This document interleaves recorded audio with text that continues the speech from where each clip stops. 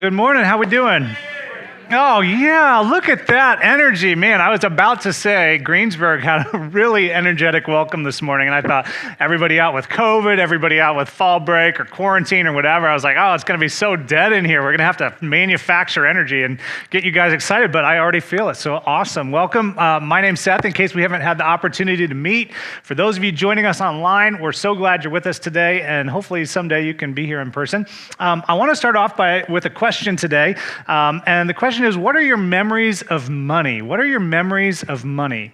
The thing I've discovered is that we all have memories of money. When you think about money from your upbringing, whether it's your childhood or maybe even it's adulthood, when you think about money, what do you think about? Whether there wasn't enough or you just had so much you could spend it however you wanted. Maybe there were arguments about money, or maybe you think about kids in college and figuring out how are we going to pay for this kind of thoughts about money. Maybe you remember getting birthday cards with money inside them, or Christmas cards with money inside them. I mean, what do you think about when you think about money, your memories of money? We all have things we wish we wouldn't have bought and wish we could return, but it was too late. We all have those moments in time where we could go wish, a product offered us something and then it didn't actually deliver what it promised us, and it was disappointing. One of my memories of money, and this is such a strange memory, comes from early elementary school. And my brothers and I have two older brothers. We loved getting the mail. Right? The kids love getting the mail. And one of the most exciting things is junk mail for kids. Have you ever noticed that? Kids love getting junk mail. And so inside the mailbox was an envelope addressed to my dad that came from the Publishers Clearinghouse. Remember them? I mean, back in the 80s, they were just this benevolent company that loved to give millions of dollars away. And Ed McMahon, he would hide in the bushes by people's houses and jump out and scare them with giant checks worth millions of dollars. And so we begged my dad to open this envelope. And for whatever reason, I have this vivid memory of sitting in our family room as my dad read this letter to us about how he very well could be the next winner in the Publishers Clearinghouse sweepstakes. And all these would-bes and could-bes, and man, we really hoped they would-bes, and it was so exciting. And then, I don't know if, it probably won't surprise you to hear, and it probably isn't even a bad thing, but we didn't end up winning. That was a bit of a disappointment. And we realized that it was just empty promises of getting rich quick. And there was an important lesson that me and my brothers learned through that, and that's if something sounds too good to be true, probably is, right? And that's an important lesson that we learn in life, and we're going to get to more on that in just a minute. But as John mentioned, we're in part 4 of our series, Secrets Rich People Know. And the truth is, whether we admit it or not, we'd all like to be rich. But what we've been talking about through this series is there's actually a big difference between being wealthy and being rich. And so we're going to just kind of give you a quick overview. If you're new or newer with us or haven't been tracking along, you can always catch up to the full messages online. But the first kind of secret that rich people learn is that even though not everyone gets to be wealthy, everyone can choose to be rich. Not everyone gets to be born in the wealthiest country in the history of the world, and yet most of us in the room, we were born here in America. Most of us have the privilege of being wealthy, but we're not necessarily rich, but we can choose to be rich, and we have that privilege. See, the problem for most of us, the thing that kind of keeps us from being rich, is that we're discontent. And advertisers have done such a masterful job of keeping us discontent and telling us there's one more thing that we should want, one more thing that we should go after, and if we finally get that, then we'll finally be rich. Now, what's interesting is I can think back to a time where I thought, man, if I made X dollars, then I would be so well off. And then, what happens? You get a new job or you get a pay raise and you make that X dollars, and that was like 2 pay raises ago, or that was 2 jobs ago. And then you realize you're still not at that point of quite having enough, which leads us to secret number 2, that as long as we're discontent, no amount of wealth will make you rich as long as you're discontent. No amount of wealth. It doesn't matter how much we have. If we're discontent, we'll never finally and fully be satisfied because there's always more. There's always more that we could strive for. And so rich people, they just make an important decision. And the important decision is that rather than my money controlling me and leading me to a place of discontentment, I'm going to control my money. And I'm actually going to give a percentage of my income away, because when I do that, I free myself from the control of money. It takes the power away from money. Now, the third lesson we learned is that gaining and maintaining financial margin is the key to living stress-free.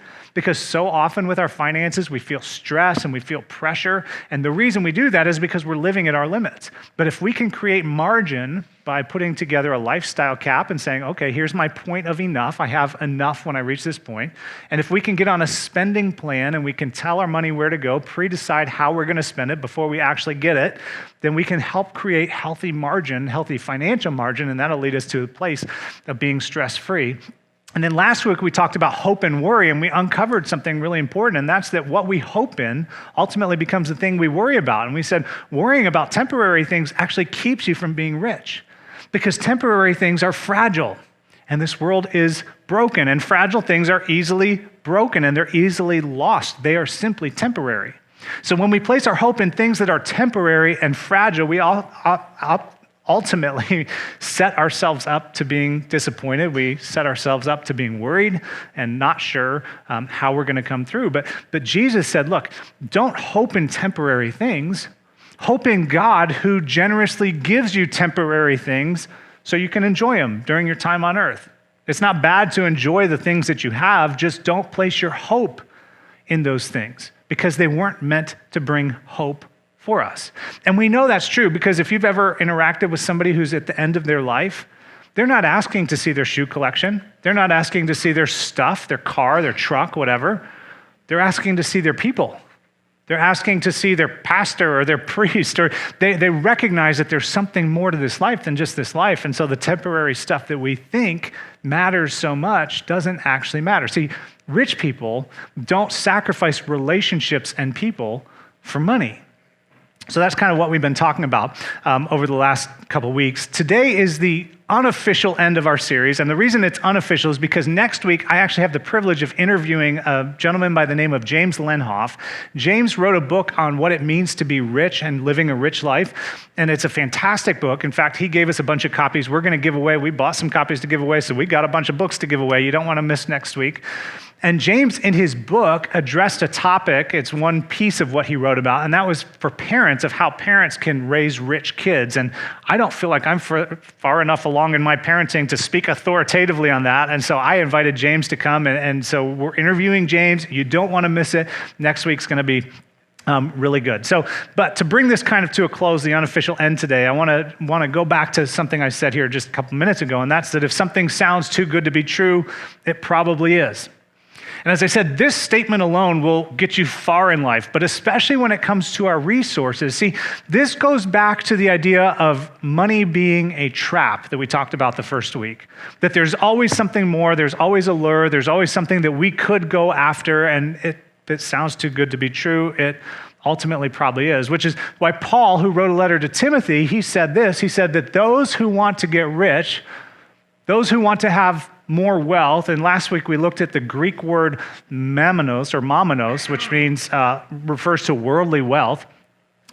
Those who want to get rich, they fall into a temptation and a trap. That those who want to have more than the people around them, they fall into a temptation and a trap. Now, in order to want more than the people around you, you have to be looking at the people around you. And you have to then want what the people around you have, and then want a little bit more. We had a neighbor growing up who, it seemed like whenever we would get stuff, he would then get that same stuff and then some, right? He just was always going for a little bit more. We have a word, there's a church word, and it's kind of a dirty word. I mean, you don't really, not dirty, but it's an uncomfortable word.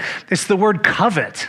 You probably don't hear that outside of a church context. It sounds so bad. And actually, it is kind of bad because it's to want deep within you something that someone else has, to covet it, to go after it and to strive after it. And so we want more, and so we work harder to get more. And then it's just kind of discovering that you still don't have enough because we learn that there's always more to strive for. It's true. Somebody always has more than what you have. Unless you're like the number one richest person in the world, there's always somebody who has a little bit more. And so the more we acquire, the more we look at, and that's why it's a trap. That's why we get lured into it, believing that we can somehow get to the point of enough. That's why we try and expedite our more. There are ways that we try to do that when sales come about, right? We want to buy a sale because we can get a good deal. A BOGO, buy one, get one. We can just speed things up. It's why people play the lottery in hopes that you'll be 1 in a million or 1 in a billion, right? To win that winning number and to finally have enough. That's why people gamble, whether it's sports or casinos, or as I shared the first week, my brothers and I at the over and under table. And our efforts at getting rich quick only left us with less money than we started, right? I mean, we lost more than we won. That's kind of how it works. We always tend to lose more than we win in those things. So Paul gives those instructions. He continues on, sting the verse back up here. Those who want to get rich fall into the temptation and trap. And then he says, and into many foolish and harmful desires that plunge people. These desires, that thing deep within us, they plunge people. That is, it's like sinking, it's drowning, it's like throwing people into ruin and destruction. Those things actually take our lives. That the more we're always trying to strive for, it actually becomes a path, is what Paul's saying. It becomes a path that will lead us to a place of destruction. You gain it quickly, and you lose it just as fast as you gained it. Especially when you don't have a plan in place of what you're going to do with it when you have it. Because we all ultimately discover something really important, and this is maybe a secret you're not aware of, but you should be, that adding more money to your life only makes you more of who you already are. Right? If you're a spender, adding more money to your life only lets you spend more. If you're a saver, adding more money to your life helps you save more. If you're a partier, adding more money to your life lets you party more. If you're a traveler, I mean, you get the idea. And we've all heard stories of people who have a lot, like sports players, right, who make millions of dollars for entertainment. We way overvalue sports in our culture, but whatever. So, I mean, they make so much money, and then they leave their profession destitute. I mean, they've just squandered it all. They have spent it all because it just made them more of who they already were. Or lottery winners. I read an article this last week after I had written this sermon about lottery winners, and actually it was USA Today was saying you don't want to win the lottery because the number of lottery winners who file for bankruptcy afterward, who squander their winnings in just a short period of time, some are killed because people want their money. It's just tragic. They lose relationships. It just makes them more of who they already were. Hollywood, I mean, my goodness, they have so much. They should be the happiest people on the planet. And what are they doing? They file for bankruptcy. They're in rehab. They're alive. They're committing suicide. I mean, they're ODing on drugs. It doesn't provide what we think it's going to provide. Adding more money to your life only makes you more of who you already are. Do you know why that is? Because who you are always trumps how much you have. Another way of saying this is your character. Your character matters more than your wallet. It's true. It's true. My mom had a saying growing up, and I never knew she quoted it from William Shakespeare, but she did. And that is that all that glitters is not gold. All that glitters is not gold. And the truth is we know that, don't we? I mean, when we look at people, when we look at those people who have a lot, whether it's sports heroes or musicians or movie people or whatever, lottery winners, we look at them and we might say, well, they were lucky or they were super talented or they had some opportunities that we didn't have.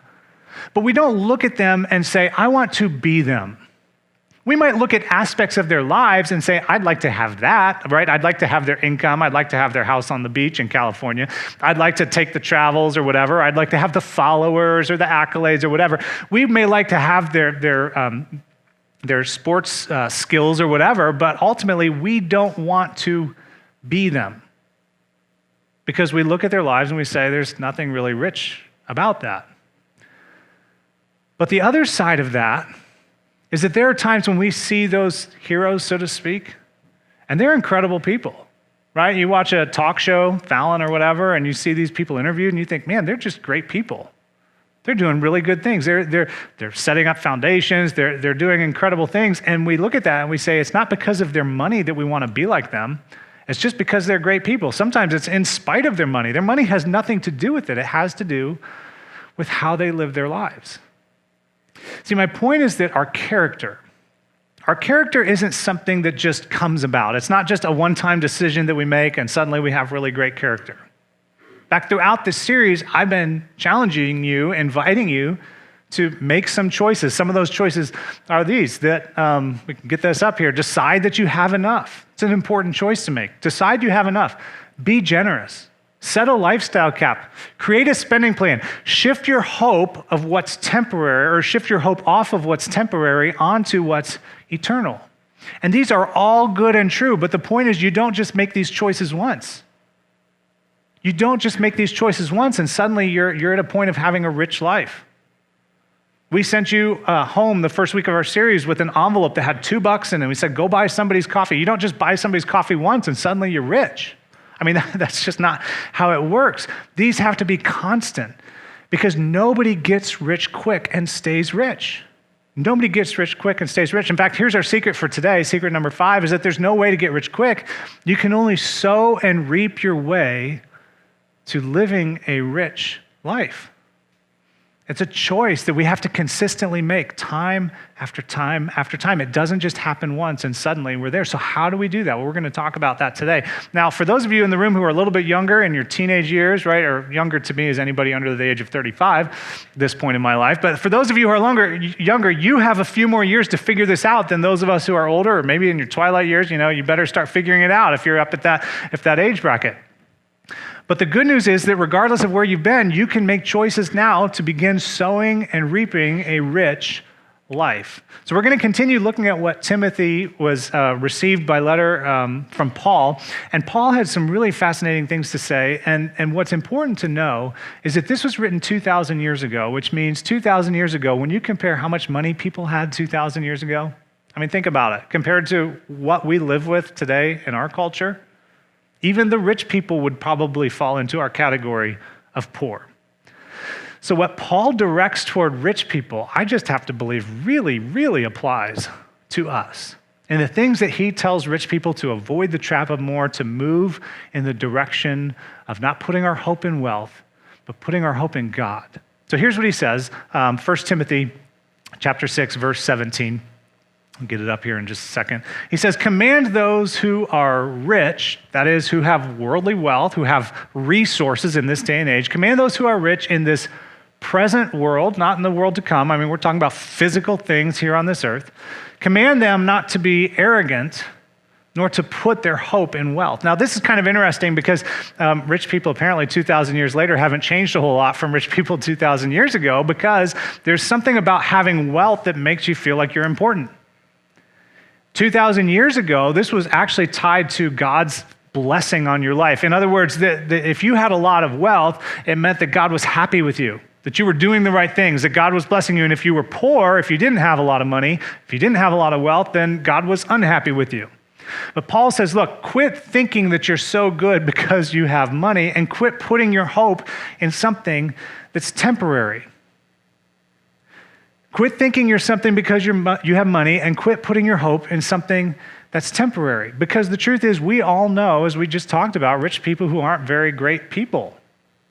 Wealthy people who don't live particularly rich lives.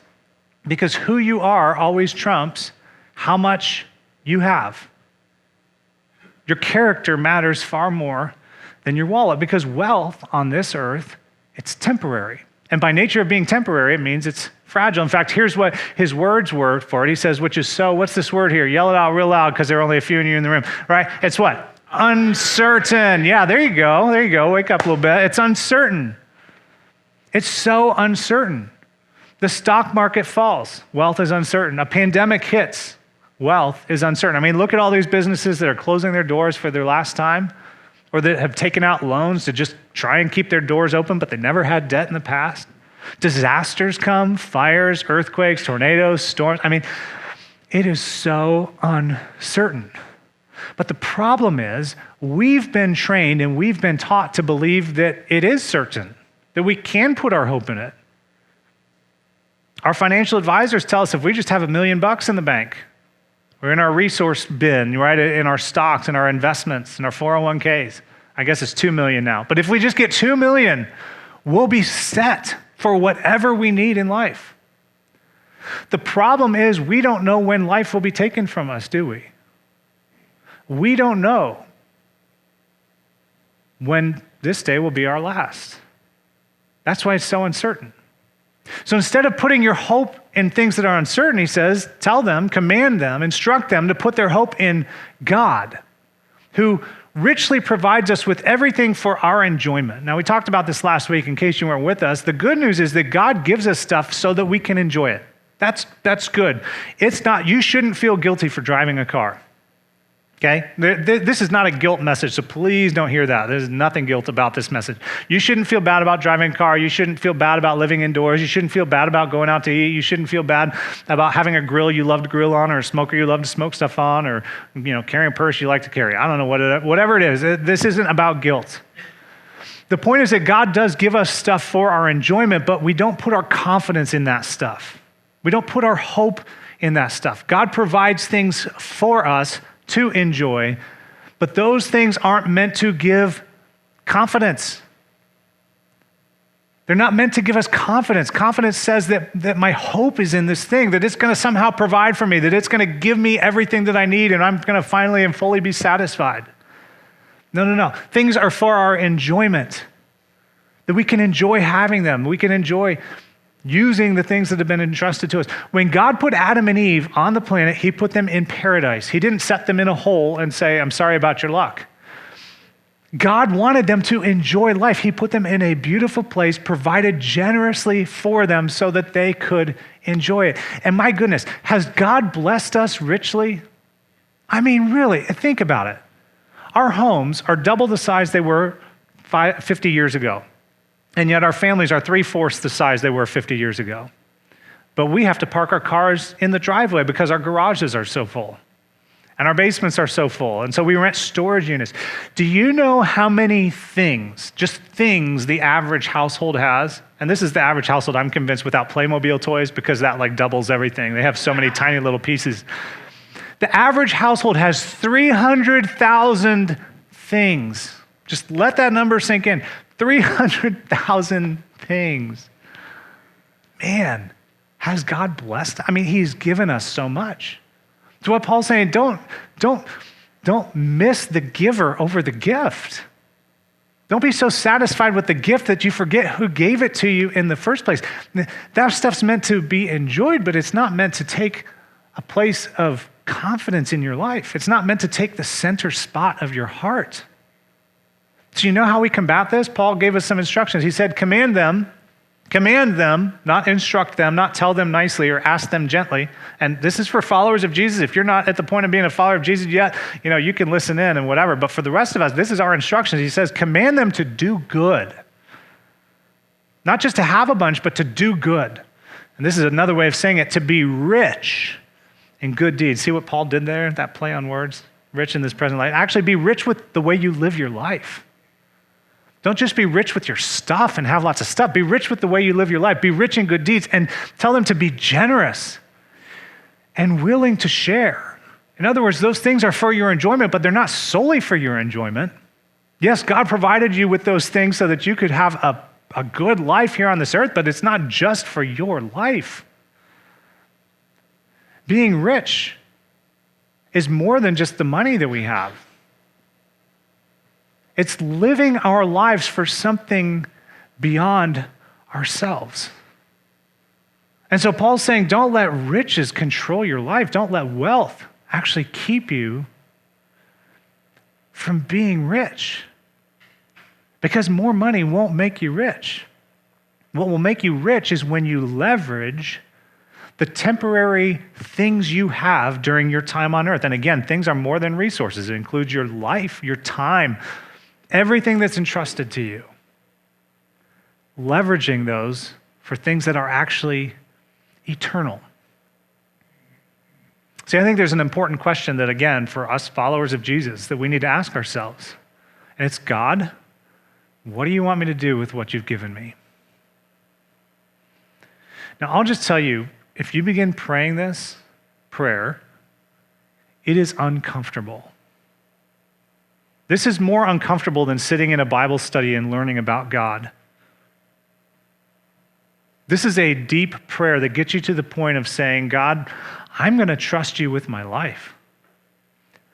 And whatever you tell me to do, I'm going to do it. And I'm not going to think twice about it. I'm going to trust you with who I am. That's deep. That's uncomfortable.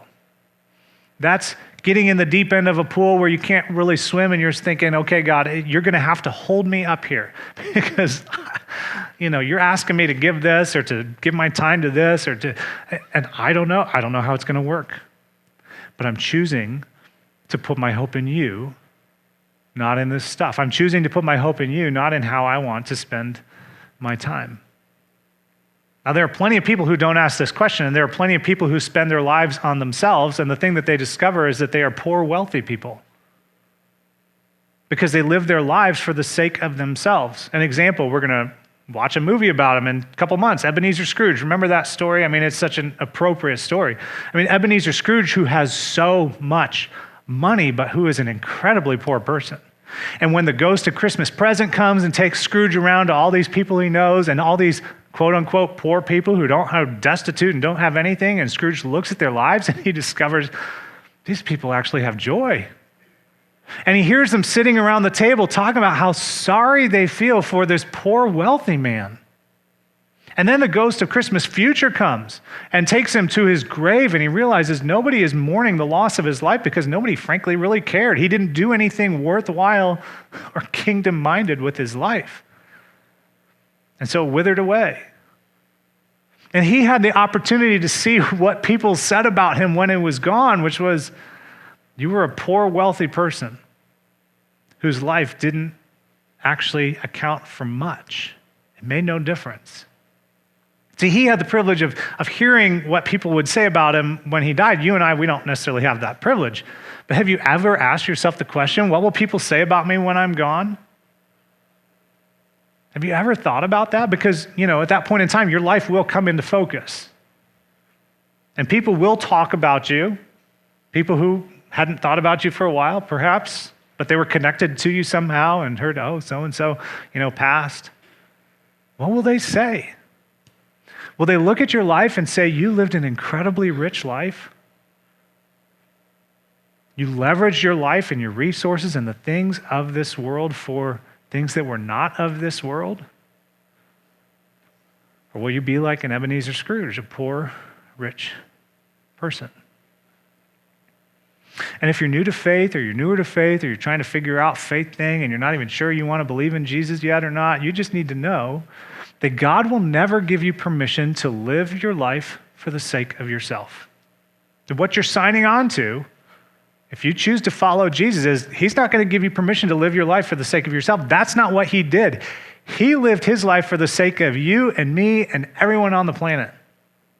He gave his life away and invited his followers to go and do likewise. In fact, he said the only way to gain your life is to do what? To lose it. In fact, what he said, it's so uncomfortable. I think sometimes we like to gloss over this, but this gets down to the brass tacks of what it actually means to follow Jesus. He said, whoever wants to be my disciple must deny themselves, say no to themselves, say no to their own desires, and take up their cross daily and follow me, to make a decision every single day, that it's not a one-time decision, it's an every single day decision. Is it going to be God's priorities for my life or my priorities for my life? God's priorities for my life or my priorities for my life? God's plans for me and leveraging what I have for what's eternal and secure, or my priorities for me and leverage what I have for myself and what's temporary and what's fragile? What's it going to be? We Christians, we hear the word cross and we think happy thoughts, but 2,000 years ago, the disciples heard the word cross and it was a symbol of submission. I mean, there was Rome saying, Rome won. Rome's priorities won over your priorities. And for us today, I mean, it's will God's priorities take place over my priorities? Which matters most? Is God the master or am I the master? It goes on, he says this, he says, for whoever wants to save their life will lose it. But whoever loses their life for me will save it. And then he says, what good is it for someone to gain the whole world and yet lose or forfeit their very self? Or in terms of our series, here's how we could kind of rephrase Jesus' question here. What good is it to gain more wealth but to miss out on what would actually make your life rich? I mean, what good is it in the end to live like Ebenezer Scrooge? Yeah, you have more stuff, But are you rich? No. Rich means leveraging your things that are temporary here on earth for what matters beyond here on earth. And years after Jesus said this, he demonstrated it with his life. And then Paul drew our attention to it. It's the whole concept of sowing and reaping. And he says this isn't just a suggestion, this is the essence. I mean, this is what it means to follow Jesus. Here's what he said. Back to verse 18 in Timothy, he says, command them to do good. Now this is a present active verb in Greek, which means it's a continuous, it's an ongoing sort of thing, not just make one good choice. Do good, be good. Be rich in good deeds. Again, present active. I mean, it's a continuous sort of thing. To be generous, a continuous thing, and to be willing to share.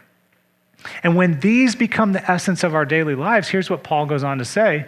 He says this in verse 19. He says, in this way, that's the rich people, they'll lay up treasure for themselves as a firm foundation for the coming age so that they may take hold of life that is truly life.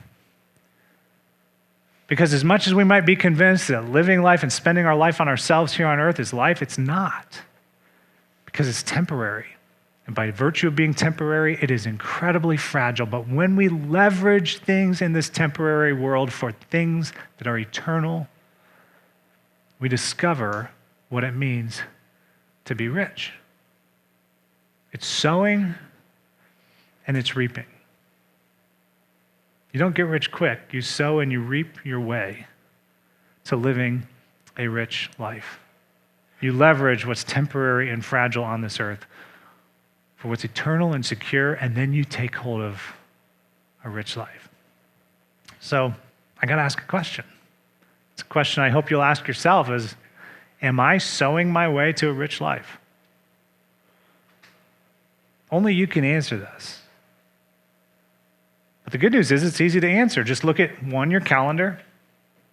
Look at the way you spend your time. Look at who you spend your time on. Now, I get it. Not everybody's an extrovert like I am. You may need time to recharge. In fact, equally bad as spending all your time is spending none of your time. Right? I mean, there's somewhere in the middle where we figure out how do we leverage the time that we have for the good of others? How do I invest my time into things that matter for God's kingdom? And I don't think Jesus was saying you should never have downtime. I don't think he was saying you should never relax. Again, this is not a guilt message, but it's an important question to say, am I investing into things with my time that will matter beyond my time here on earth? Am I leveraging my life for eternity? If you don't know the answer to that, and if you're not sure, how to figure out how to do something different, come talk to us. We have mission partners that we connect with here in our community, in Greensburg, and in Indianapolis, across the globe. I mean, we just have so many mission partners we can connect you with who say, we want to help you invest your life into something for eternity. One of the things that just warms my heart about our church is when I think about the CASA situation here in Ripley County, where there were more than 200 kids who needed a court-appointed special advocate. And then our church got involved, and people generously invested their time into the lives of these kids who needed somebody to care and love for them. And we're down to basically no waiting list at this point in time for kids to have a CASA, because men and women in our church community, faith community, said, I'm going to leverage my time for something that matters beyond myself. That's incredible. We have opportunities in our doors, outside of our doors. We would love to help you connect with that. How are you leveraging your time? Look at your calendar. Your calendar doesn't lie. It'll tell you how you're using your time. And then the second one is your resources. And again, that's pretty easy to figure out too. Just look at your bank statements. Look at your credit card statements. Look at where your money goes. Or if it's just invested, look if the proportion of your money is all going in one place. Ask yourself the question, am I leveraging what's temporary for what matters eternally, or am I spending it all on myself? It's an important, uncomfortable question you have to ask. And you'll get to the point, and I'm not here to tell you how much you need to give or what you need to spend or how you should be spending your money. That's not my role today or ever. But you may discover as you investigate those things, as you look at your calendar, as you look at your bank statements, you may discover that you're not really sowing your way to a rich life. And at that point in time, you got to make a hard decision and say, what ultimately matters? What ultimately matters? I can invest my life into things that are temporary and they'll eventually go away because they're fragile. Or I can invest my life into what's eternal and secure and make a difference and discover a rich life. Those are the two things that make up our lives, our time and our resources, our time and our resources, our time and our resources. How are you sowing yours? Once more, there's no way to get rich quick. You can only sow and reap your way to living a rich life. It's the law of sowing and reaping. Our farmers, if you're in the room and you're a farmer, you know exactly what I'm talking about. You don't magically grow crops, right? It's not crops. No, you sow and you reap your way there. And that's the same as it comes to living our lives. So will you choose to be rich? Can you imagine how the kingdom of God could come to our communities as we grow in our richness, in living rich lives, investing more into our mission partners, whether it's our time, our resources, investing more into our communities, our kids, making a difference for what matters beyond this temporary life? That is the opportunity and the invitation. Listen, there's always going to be more to strive for. There's always going to be discontentment. But can we make a decision to choose to invest our lives into something eternal that matters? Who you are always trumps how much you have. So let's do it, right? Let's choose to be rich. Let me pray for us. Heavenly Father, it can be really easy to hear all this and feel guilt, and that's really not the point. In fact, I don't think Jesus ever leveraged guilt on anyone ever. Father, more than anything, would you just help us to be honest with ourselves and help us to see how we've been living our lives and for what we've been living our lives and for whom we've been living our lives? And then, God, would you just give us the courage to make a course correction if we need to? There are some people in the room today who are the most rich people I have ever known, not because of their wealth, but because of who they are.